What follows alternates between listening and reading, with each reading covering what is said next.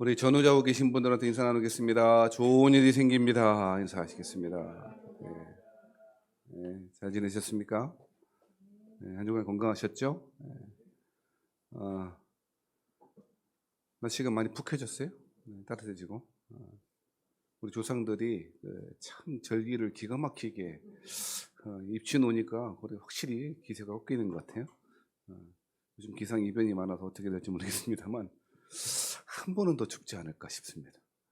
또 꽃샘추위 한 번 올 것 같은데 아무튼 건강하게 여러분 다시 주일 복된 주일에 만나게 돼서 반갑고 감사합니다.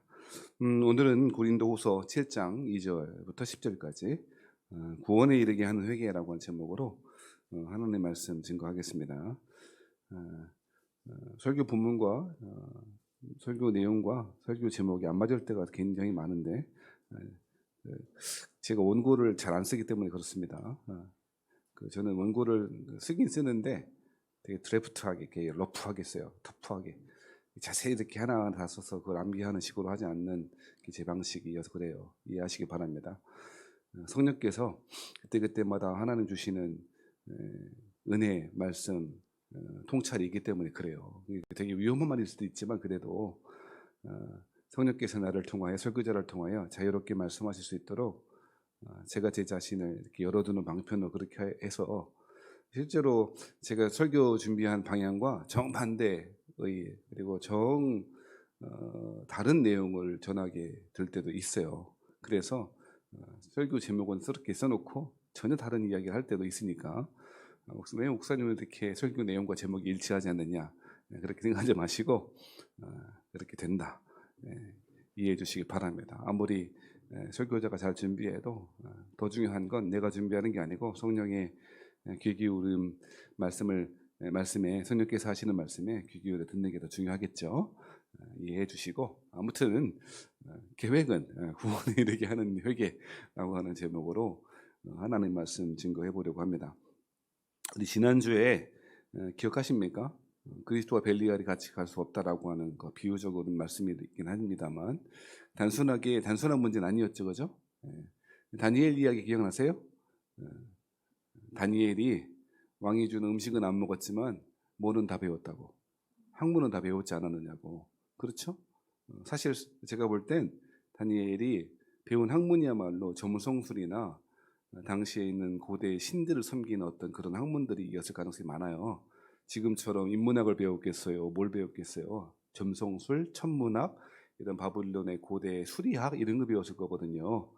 그러니까 그것이야말로 더 세상적이고 우상적인 것들이 많았을 텐데 우리는 단순히 왕의 음식 안 먹은 걸 가지고 칭찬한단 말이에요. 하지만 우리 사실 고민할 게 되게 많다고요. 그런 얘기 한 거 기억나시죠?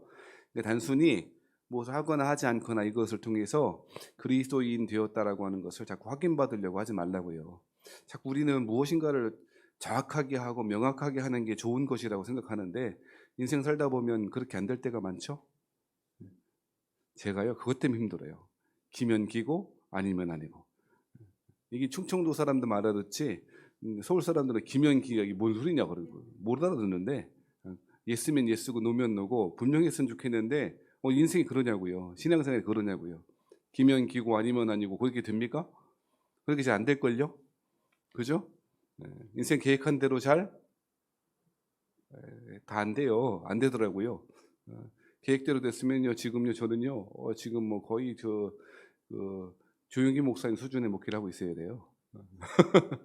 농담입니다만 뭐 인생 계획대로 안 되죠. 그러니까 신앙생활을요 이건 하고 이건 하지 않고 이거는 신앙적인 거고 이것은 뭐 성경적이지 못하는 것이고 이런 식으로 구분하는 것이 그렇게 유익하지도 않고 도움도 안 돼요. 그죠? 네. 제가 어제 저 처제하고 이야기하면서 그런 얘기를 하던데 그 자기 아는 지인이라든가 전도사님, 남편은 전도사님, 뭐 남편이 간사, 아내가 전도사님 이런 부부가 있는데 그 집에는 애들 텔레비전을 한 개도 안 보여준대요. 음악도 안 들려주고 뭐 이런다고 내가 들었던 것 같은데 잘하는 걸까요?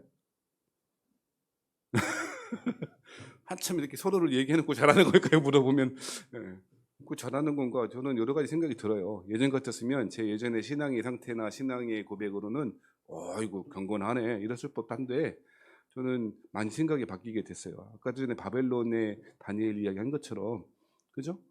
물론 그분의 신앙을 제가 폄하하거나 그 신앙교육의 방식을 제가 평가하고 싶지는 않습니다만, 그러니까 제가 드리고 싶은 말씀은 뭘 하거나 하지 않거나를 가지고 신앙생활 잘한다 못한다 그렇게 하기는 어려운 문제이고 단순한 문제이고요. 각 신앙의 그리스도의 공동체의 그 분위기와 기독교적인 문화에 많이 영향을 받는다는 거지. 성경에 어디에 텔레비전 보지 말아라 이런 말 있어요, 없어요? 있어요? 가지고 자꾸 이상한 것, 더러운 것은 쳐다도 보지 말라 이런 것들을 가지고 막 유추해서 막 이렇게 섞어서 이렇게 해석하는데 무리하게 해석하는 거 아니에요. 그러니까 기독교 신앙을 갖는다는 것, 그리스도를 잡는다는 것이 그렇게 단순한 문제는 아니다라고 생각하셔야 되고, 근데 대원리는 있다. 그게 뭐라고 그랬죠? 16절 그리고 17절에 18절에 우리는 살아계신 하나님의 뭐다? 성전이다. 그리고 두 번째, 우리는 하나님의 백성이다. 그리고 세 번째는 우리는 자녀다라고 하는 이 세 가지 정체성을 가지고 우리의 삶 가운데 적용하며 살아갈 일이지 요거 정해주는 대로 하기는 곤란하다. 그런 얘기 들었어요. 그런데 지난주에 조금 부족한 게 무엇이었냐면, 우리가 하나님의 성전이라고 하는 것, 그것은 단순하게 아까 말씀드렸듯이 이런 건 하지 마라고 하는 식으로 해석할 게 아니고 하나님의 임재, 하나님이 우리와 교제하고 싶어 하구나 라고 하는 것으로 이해하시는 게 좋겠어요. 그러니까 하나님의 성전이니까 어떻게 하나님의 성전이 불의한 일을 행하냐고 그렇게 정죄하는 도구로 많이 쓰였거든요.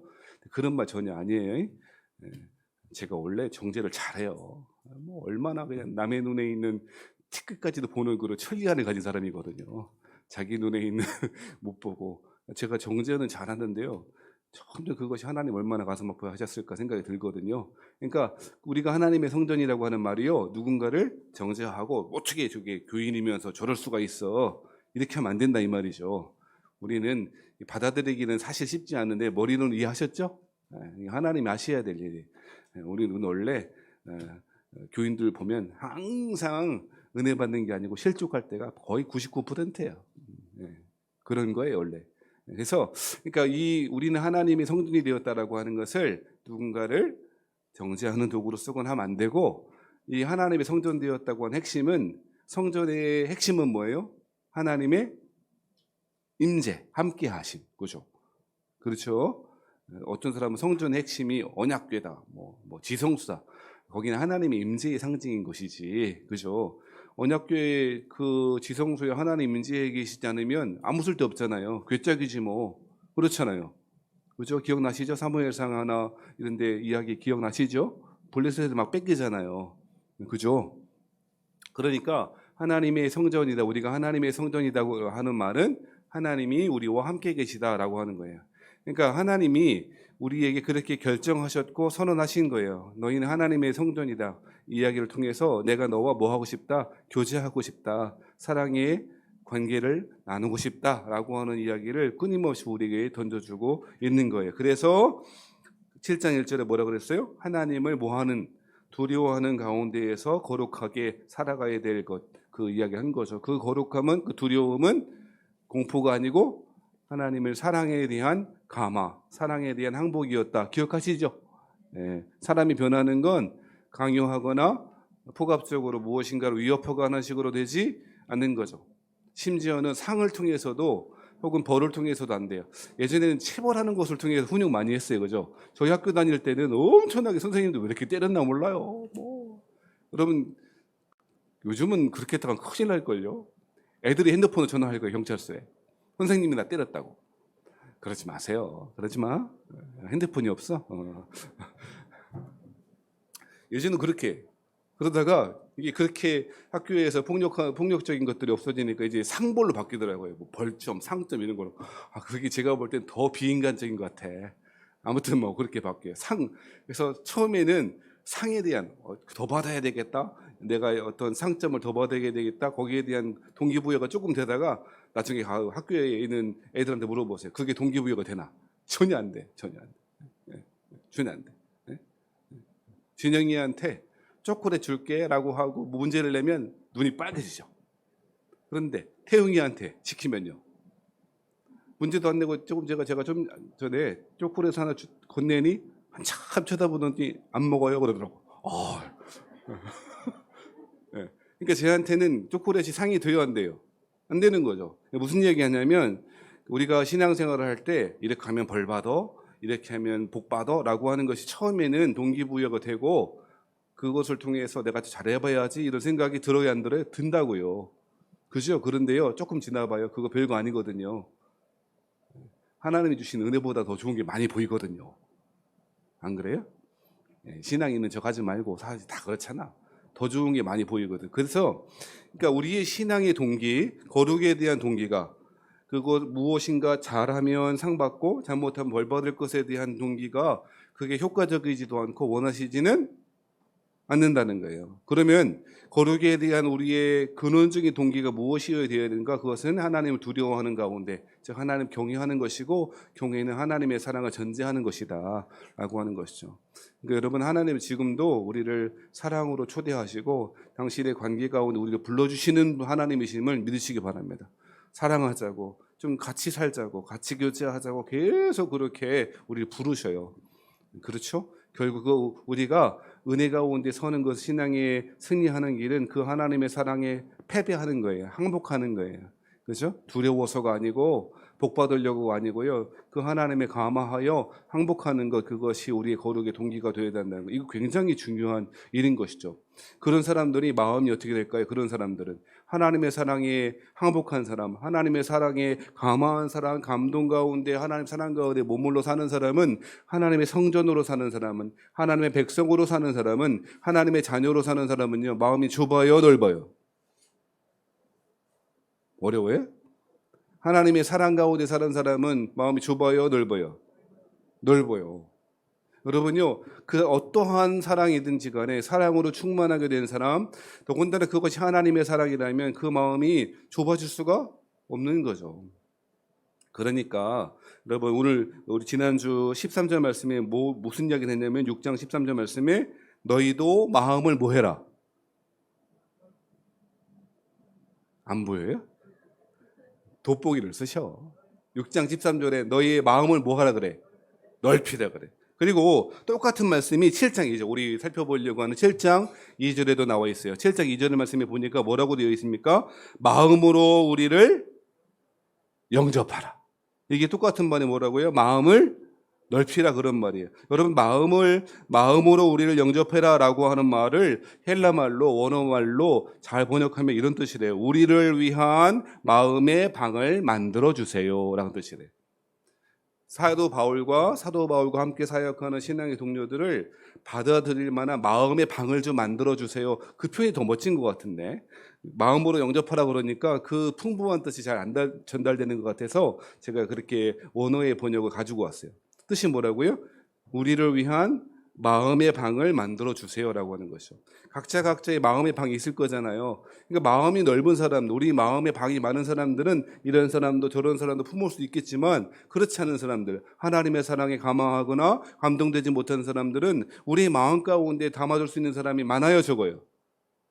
기껏해봤자 그런 사람들은 자기 가족이나 자식이나 직계 좀비석이나 뭐 이 정도만 마음에 담아두지 다른 사람들을 마음에 담아둘 여지가 없는 거죠. 어떻게 하면 쉽게 설명할까, 제가 이런 생각하다가, 하나님의 사랑에 감화한 사람은요, 오지랖이 넓어요. 제가 요즘 고민이 그거예요. 저는 제 설교를 잘 안 듣거든요. 못 듣겠어요. 어떻게 이렇게 설교를 못하나 싶어서 못 듣거든요. 근데 그 고민이 뭐냐면, 어떻게 하면 교인들에게 쉽게 다가갈까, 그런 고민들을 많이 하는데, 그래서 믿음이 뭐냐, 그 얘기도 제가 했잖아요. 믿음은 뭐다? 신실함인데, 신실함이라고 하는 것이 와닿지가 않으니까 뭐라 그랬죠? 진득합니다. 딱 와닿잖아요. 그죠? 그죠? 네.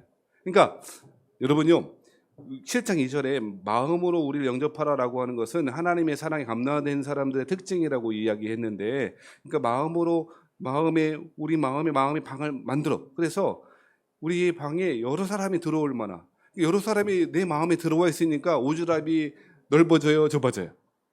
오지랖이라고 한 단어의 뉘앙스가 그래서 그렇지, 하나님의 사랑에 감화한 사람은 그 하나님의 사랑해 주는 그 풍성함 때문에 마음이 넓어지고 여러 사람들을 위한 내 마음의 방이 많은 거죠. 월세방이 하나밖에 없는 게 아니야. 마음의 방이 넓다니까. 그래서 이 사람도 들어와 있고 저 사람도 들어와 있고 그러니 신경이 쓰여 안 쓰여? 쓰여지지. 그게 은혜 받은 사람, 하나님의 사랑에 감동된 사람이라니까. 그러고 나서 저를 생각해 봤어요. 그러니까 저는요, 은혜 받은 사람이 맞더라고요. 왜냐하면 저희 교우들뿐 아니라 5만 가지 생각이 다 들어. 괴로워 그래서 어떨 때.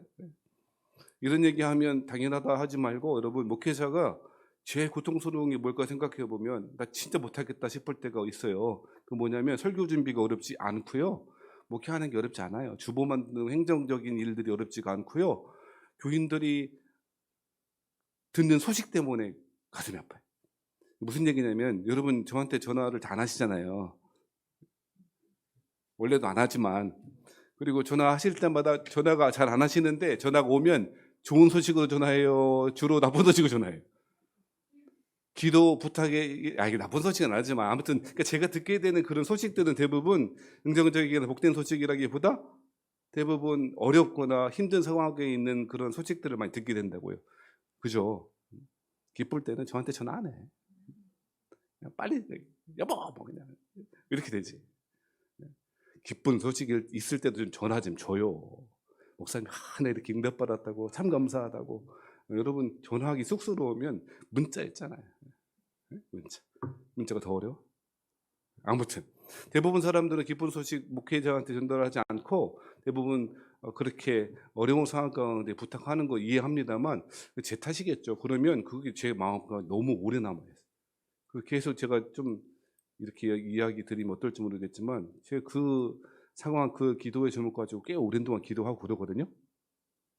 그런데 그것이 나에게 제가 이제 은혜가 좀 부족해서인지 고통스러운 가시처럼 남아있을 때가 되게 많아요. 목회자에게. 저에게는 그렇다는 이야기죠. 이게 왜 그럴까? 근데 가만히 생각하면 왜 이렇게 힘들게 목회를 할까? 그렇게 생각했을 때 제가 오늘 이 말씀 묵상했을 때 은혜가 되더라고요. 아, 내 마음엔 다른 사람들을 위한 방이 꽤 많구나. 우리 교인들뿐 아니라. 하나님은 왜 일단은 우리 교회 일뿐 아니라 다른 교회 일까지도 자꾸 이렇게 신경 쓰게 만들고 제가 최근은 아니지만 작년 겨울부터 7kg, 8kg, 한 10kg까지도 빠졌어요. 그렇게 안 보이죠? 사실인가요? 목사님 진짜로. 왜 그런가? 제가 모 교회 성정동에 있는 모 교회 문제에 깊이 개입하면서 살이 쭉쭉쭉쭉 빠지더라고요. 정말. 역시 다이어트의 최고의 다이어트는 스트레스예요. 다른 거 없어. 뭐 단식 이런 거 안 되면. 그 제가 생각했다니까요. 하나님 우리 교회 목회 사역하는 것도 바쁜데 모 교회 그 분쟁이 일어나는 그 일을 왜 자꾸 개입하게 하시고 오만 가지 일에 하나님 저를 자꾸 이렇게 붙이시고 마음 쓰게 하냐고 힘들어 죽겠다고. 그런데 제가 오늘 말씀 읽다가 그렇지. 그게 은혜 받은 사람들이 특징일 수 있겠구나. 타인을 위한 마음의 방이 많이 있구나.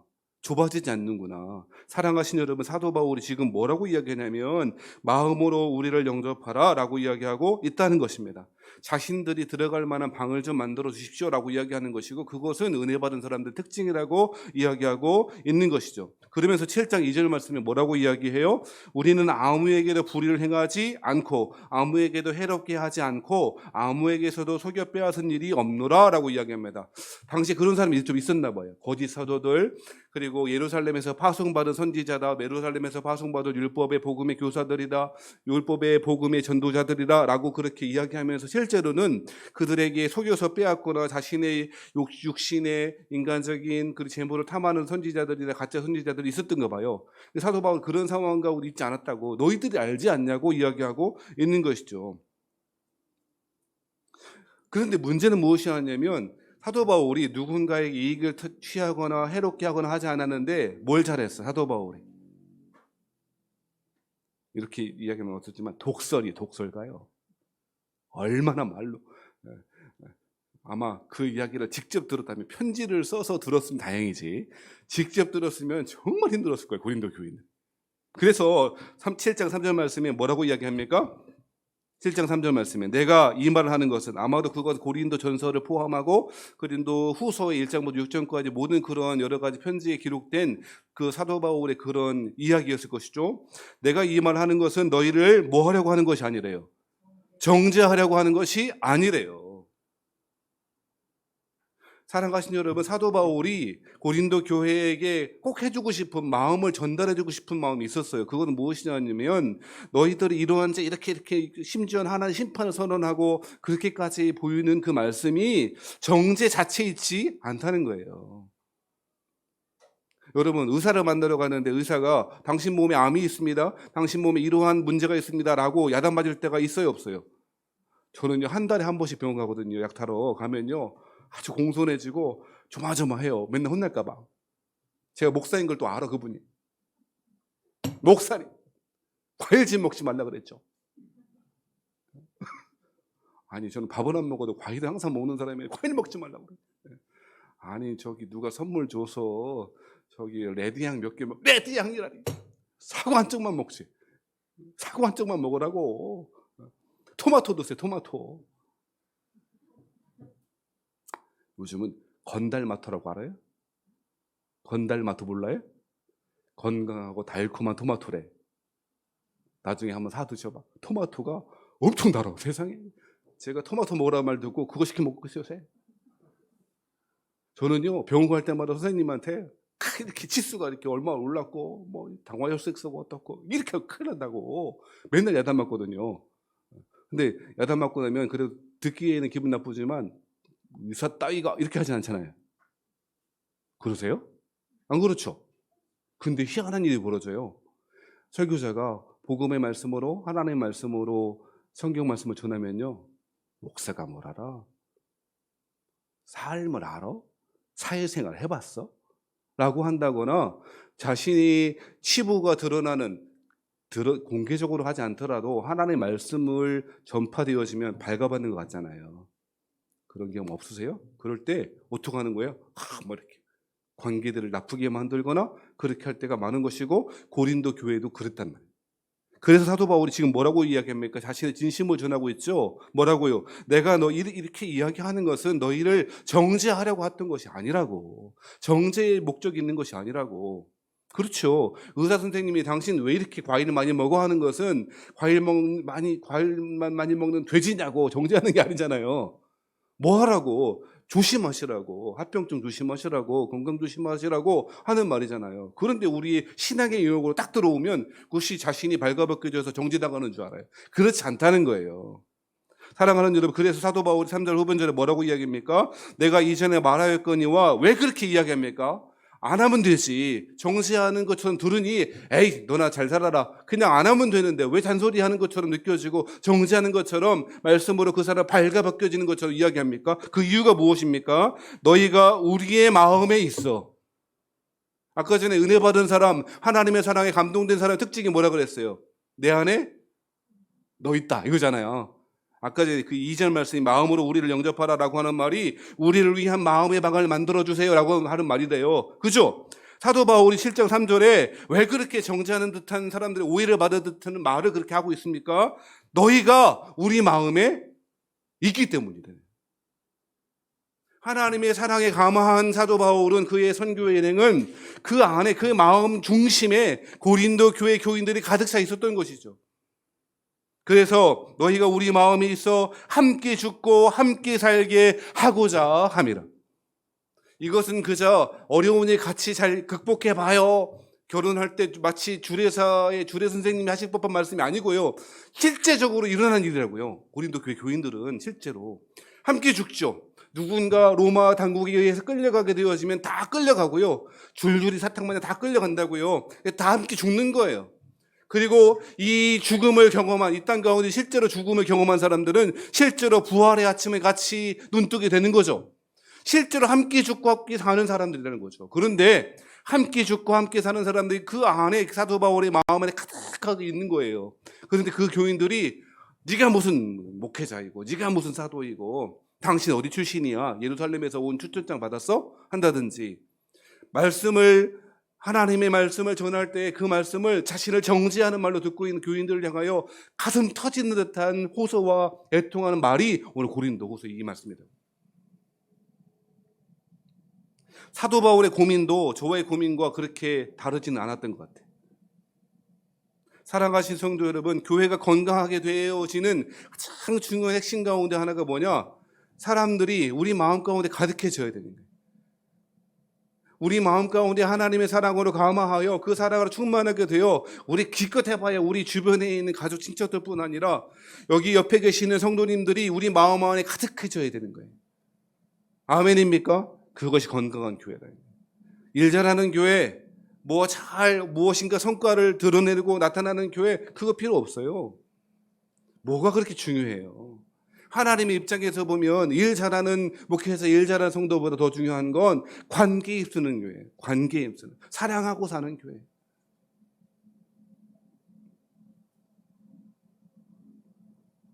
사도 바울의 고민스러운 이 애통한 호소를 들은 가운데 4절 말씀에 보면 사도 바울 회복되기 시작했던 것 같아요. 뭐 때문에 회복됐나, 이게 중요한 것 같은데 4절 말씀에 보니까요, 4절과 6절과 7절 같은데 말씀에 보면 반복되어지는 한 단어가 있으면 그것은 위로라고 하는 거예요. 사도 바울이 하나님이 주신 위로를 경험했던 것 같아요. 어떤 위로입니까? 한번 읽어보실까요? 4절 말씀, 먼저 4절 말씀입니다. 같이 읽어보죠. 시작. 나는 너희를 향하여 담대한 것도 많고 너희를 위하여 자랑하는 것도 많으니 내가 우리의 모든 환난 가운데에서도 위로가 가득하고 기쁨이 넘치는도다. 5절. 우리가 마게도냐에 이르렀을 때에도 우리 육체가 편하지 못하였고 사방으로 환난을 당하여 밖으로는 다툼이요 안으로는 두려움이었노라. 사도 바울은 사방으로 환난을 당했대요. 밖으로는 뭐 했대요? 다퉜대요. 안으로는 두려움이 가득했대요. 이러면 살겠나 싶어요. 사도 바울이 당한 고난의 10분의 1, 100분의 1만 당하면 과연 예수 믿을 사람 얼마나 있을 정도로 밖으로는 다툼이래요. 여러분, 교회에서 다툼이 일어나는 것만큼 목회자를 힘들게 하는 거 없어요. 고린도전서에 살펴봤지만 사도 바울이 그 목회하던 그 고린도 교회에 어떤 일이 벌어졌다고요? 나는 바울파, 아볼로파, 나는 고고한 척하면서 난 그리스도파라고 하면서 또 따로 파닥을 만들고 베드로파, 무슨 파 만들고요, 싸우고요, 음행하고요. 여러분, 목회자로서 가장 고통스러운 거 하나가 교인들이 뭐 하는 거예요? 싸우는 거예요. 말싸움 말고요, 치고받는 교회도 있어요. 진짜로 치고받는. 제가요, 말을 말해야지 성정동이 있어요. 치고받아 진짜. 더군다나 환난을 밖으로는 환난을 당하고 사방으로 환난을 당하고 밖으로는 다툼이요 안으로는 두려움 가운데 가득하게 사로잡히는, 두려움이 사로잡히는 거죠.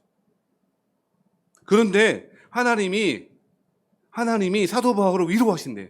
어떻게 위로하시는가? 6절 말씀에 보세요. 6절 말씀에 보니까 그러나 낙심한 자들을 위로하시는 하나님이 누가 오므로? 디도가 오므로 우리를 위로하셨으니. 여러분, 하나님은 위로의 하나님이심을 믿으시기 바랍니다. 하나님이 잘하시는 게 위로예요. 위로. 안위하시고 우리를 위로하시는 것이 하나님의 역할이시고 하나님이 우리에게 주신 선물입니다. 이렇게 말하면 꼭 그러더라고. 위로할 만한 상황을 만들진 마시지. 참 그 비꼬고 그 부정적인 분들은 어떤 상황에도 비꼬더라고. 저요. 제가 말씀 읽으면 그 생각했어요. 아니, 위로받을 만한 상황을 만들지 말고, 그렇지. 제가 얻은 답은 여러분 잘 아시겠지만 하나님은 문제가 아니고요, 문제를 문제로 여기는 여러분이 문제라고 생각하세요. 오늘 도대체 뭔 소리인지 모르겠다 그러면 유튜브에 다시 한번 들어봐요. 뭔 소리인지 이해할 거예요. 조회수가 4회, 3회, 어떨 때는 좀 읽어봐요. 보세요. 무슨 얘기냐면 하나님은 우리에게 위로하신 하나님이세요. 이사야 말씀에도 이사야에게 너희는 내 백성을 위로하라. 내 백성을 위로하라. 그리스도인의 사명이요, 하나님 우리에게 주신 선물은 위로예요. 우리가 세상 가운데 제일 잘 해야 되는 일도 위로하는 일이에요. 아멘입니까? 그런데 하나님이 위로하신다고 하니까 어떤 위로부터 오는 내 영혼에 일어나는 어떤 작용으로만 생각하는 경우가 많은데, 오늘 본문의 말씀에 보니까 낙심한 자들을 위로하시는 하나님이 누가 몸을 통해서 디도라고 하는 자신의 제자이자 자신의 동료인 디도가 몸을 통해서 위로하셨다고 고백하고 있는 거죠. 이 상황을 조금 제가 설명할 필요가 있는데, 고린도후서 2장 같은 데 보면 여러분 찾아보시 마시고 2장 12절 같은 데 보면 이런 말씀이 있는데, 고린도후서 2장 12절 말씀에 내가 그리스도의 복음을 위하여 들어와 이름에 주 안에서 문이 내게 열렸으되 내가 내 형제 디도를 만나지 못하므로 내 심령이 편하지 못하여 그들을 작별하고 마게도냐로 갔노라 라고 이야기하세요. 무슨 상황이냐면 사도 바울에게 있어서는 디도가 굉장한 큰 위로자였던 것 같고, 디도를 만나서 그 고린도 교회 소식도 듣고 고린도 교회 성도들의 이야기도 듣고 그렇게 했으면 좋았을 법했는데 2장 12절 13절에 보면 사도 바울은 디도를 만나지 못했던 것 같아요. 그런데 그 디도가, 그죠? 이 디도가 그 고린도 교회의 소식을 가지고 뭐 한 거예요? 지금 사도 바울에게 찾아온 거죠. 그냥 왔나보다 문자 보내지. 여러분 굉장히 누군가를 만나는 게 쉽지 않은 시대예요. 여러분 우리 시대하고 우리 수천 년을 건너가야 돼 뒤로. 그러니까 우리처럼 누구를 만난다는 것이 그렇게 기쁨이 되거나 하지 않죠. 여러분 명절이 왜 안 기쁜 줄 아세요? 맨날 보고 영상통화 하잖아요. 그러니 뭐 기쁘겠어요? 설날에 여러분 그냥 뭐 이럴 거면 설날에 뭐나 그런 생각 드신 분도 있겠죠. 그러잖아요. 왜 그래요? 1년에 한 번 가는 게 아니니까요. 명절 때만 가족 가는 게 아니고 뭐 하고 싶은 거 하고 가면 되지. 굳이 우리 젊은 분들은 굳이 명절에 가야 돼? 차 막히는데? 그죠? 대부분 막 격하게 막 공감. 그러니까 지금처럼 누군가를 만난다는 것, 누군가에게 소식이 전해진다는 것은 굉장히 어려운 일인 시대라고요. 수천 년을 빼고 돌아가야 되니까. 그런데 사도 바울은 이 디도를 통하여, 디도 자체가 기쁨이기도 했고 디도를 만나고 싶은 것 자체도 기쁨이었고, 이 디도를 통하여 고린도 교회에 들렸다가 오는 디도를 통하여 고린도 교회 소식을 듣고 싶었던 거예요. 자기 마음에 누가 가득했기 때문에. 고린도 교인들이 가득했다 그랬잖아. 듣고 싶었던 거예요. 그런데 마침 밖으로는 환난과 다툼과 두려움이 가득하고 두려움으로 팽배하고 있는 사도 바울의 그런 상황 가운데 디도가 소식을 갖고 온 거죠. 그죠? 어떤 소식을 가지고 왔습니까? 7절 말씀에 보면 그가 온 것뿐 아니요, 그가 온 것도 위로고 기쁨입니다만 그것뿐 아니라 오직 그가 너희에게서, 고린도 교회의 성도들에게서 받은 그 위로로 위로하고. 무슨 이야기입니까? 고린도 교회 교인들도 다 사도 바울을 배척하거나 다 사도 바울에게 대척적인 그런 상황이 있는 것이 아니고 사도 바울을 생각하고 사도 바울에게 위로를 전하는 사람들이 있었다는 거예요. 그 이야기를, 그 소식을 누가? 디도가 가지고 왔다는 거예요. 뿐만 아니라 계속 살펴보면 너희의 사모함과 애통함과 나를 위하여 열심히 있는 것을 우리에게 보고함으로, 고린도 교회의 상황을 그렇게 보고했다는 거죠. 고린도 교회의 성도들 일부는 사도 바울을 사모했고 애통함으로 열심히 그 사도 바울과 동료 선교사님들을 위하여 그렇게 중보하고 있었던 것이죠. 그 이야기를 들은 거예요. 제가 그 생각, 설교 준비하다가 묵상하는 가운데 그 생각을 참 많이 했습니다. 참 사람 단순하다. 뭐가 단순하냐면 그렇게 막 죽을 것 같고 밖으로는 다툼이고 두렵고 환란이 가득하고 자신을 대척하는 그 고린도 교회, 이러지도 못하고 저러지도 못하고 말씀을 전하면 정죄하는 줄 알고 삐져있고 이런 교인들, 그런 상황들 가운데 하나님이 위로하시는데 누굴 통해서? 한 사람, 디도를 통해. 한편으로 참 단순하지만 그래, 하나님이 하시는 방법이 이거구나 하니까요 저희가 많이 소망이 생기더라고요. 사랑하신 여러분, 하나님이 우리에게 붙여주신 사람은 한 사람이에요. 오해하지 마세요. 하나님이 우리에게 위로하시는데 나의 마음을, 나의 상황을 이해하는 단 사람을 통해서 하나님의 위로가 여러분에게 전해준다는 것이에요. 아멘입니까? 우리는 여러 사람이, 수많은 사람들이 나를 인정해주고 받아주고 칭찬해줘야 되는 줄 알아요. 아니에요. 아무도 모르고 대부분은, 여러분 사실은 고린도 교회 대부분의 성도들은 여전히 죄 가운데 있었고요. 여전히 분쟁하고 있었고요. 바둑구름 다투고 그렇잖아요. 환란이 있었고 두렵다고요. 여전히 똑같은 교회였지만 그 가운데 일부의 사람들의 소식을 가져왔던 그 디도를 통하여 사도 바울은 다시금 하나님의 위로를 경험하고 있다는 것이죠. 사랑하신 여러분, 이러한 우리에게 주시는 하나님은 위로의 하나님이라는데 여러분이 디도와 같은 한 사람이 되어줬으면 좋겠다는 거예요. 그게 건강한 교회. 많은 사람이 아니고요, 한 사람. 그것이 목회자일 수도 있고 그것이 나와 같이 교제하는, 신앙 안에 교제하는 한 사람일 수 있고 그 사람을 통하여 하나님의 위로가 저에게, 여러분의 가득 넘치는 그 은혜의 시간들을 갖게 되시기를 주의 이름으로 축복합니다. 사랑하신 여러분, 하나님은 위로의 하나님이래요. 하나님은 뭐의 하나님이요? 위로의 하나님이에요. 그런데 특별한 방법이 아니고요. 나하고 함께 교제했으며 나의 마음을 잘 이해하고 있는 디도와 같은 사람을 통해서 하나님의 위로가 선물처럼 주어집니다. 이 선물이 저에게도 여러분에게도 가득하게 넘치기를 바랍니다. 어쩌면 하나님은 여러분이 마음속에 있는 그 사람에게 전화 한 통을 통하여, 문자 한 통을 통하여, 따스한 말 한마디를 통하여 하나님의 위로가 되는 통로가 되도록 우리를 초청하고 계시는 줄 몰라요. 그러한 사역을 잘 감당하시는 여러분도 되시기를 바랍니다. 위로 받는 사람뿐 아니라 한 사람에게, 많은 사람 아니라 한 사람을 그렇게 사랑하고 위로하시는 저와 여러분 되었으면 좋겠습니다. 마지막으로 이 이야기를 전해드리고 마치겠습니다. 테레사 수녀 있잖아요. 그죠? 알죠? 테레사 수녀. 뭐 수랑설레 이 사람에 대해서 뭐 이런 이야기, 나쁜 이야기도 하는 사람이 있지만 저는 테레사 수녀만큼 하나님이 닮은 사람이 없다고 생각하는데, 아무튼 테레사 수녀가 수많은 나병 환자부터 시작해갖고 수많은 인도의 도대체 소망이라고 품을 수 없는, 지금도 사실 인도는 그런데, 예전에 뭐 캘커타에서 테레사 수녀가 사역할 때 인도의 상황은 이루 말할 수 없겠죠. 수많은 정말 가까이 갈 수 없는 그 카스트 제도를 말하는 것이 아니고, 정말 여러분 너무너무 고통 가운데 너무 더러움과 노출된 사람은 가까이 하는 것 자체가 꺼려져요. 태용이랑 요새 나병 환자 이야기를 지난주에 했고, 오늘은 그 패럴리틱 중풍병자 이야기했는데, 나병 환자 테레사 수녀가 여러 그 사람 나병 환자 돌봤다 그러는데, 여러분 가까이 갈 수 있을 것 같아요? 못 가요. 대부분 사람 근처도 못 갑니다. 예전에 제가 그 합천 영정교회라고, 거기에 나 환자 치료되신 분들인데도 가까이 가거나 하는 게 굉장히 꺼려지는, 그분들 자체도 꺼려하고, 인도에서 수많은 사람들 그렇게 테레사 수녀가 돌봤다는 거잖아요. 놀라운 거예요. 어떻게 저렇게 나이 들고 힘도 없고 어떻게 저렇게 가녀린 여인이 그 수많은 사역을 감당하고 있었을까. 정말 어마어마한 사람들 돌보고 먹였거든요. 그렇죠? 그런데 그래서 그 궁금증을 가지고 어떤 기자가 질문했대요. 당신은 어떻게 이 수십만, 수백만 아니 뭐 정확히 모르겠습니다. 이렇게 수많은 사람들 돌볼 수 있었습니까? 대답이 뭔 줄 아세요? 저는 수십만의 사람을 돌본 적이 없습니다. 단 한 사람의 사람을 돌봤을 뿐입니다. 이게 테레사 수녀의 대답이었다는 거죠.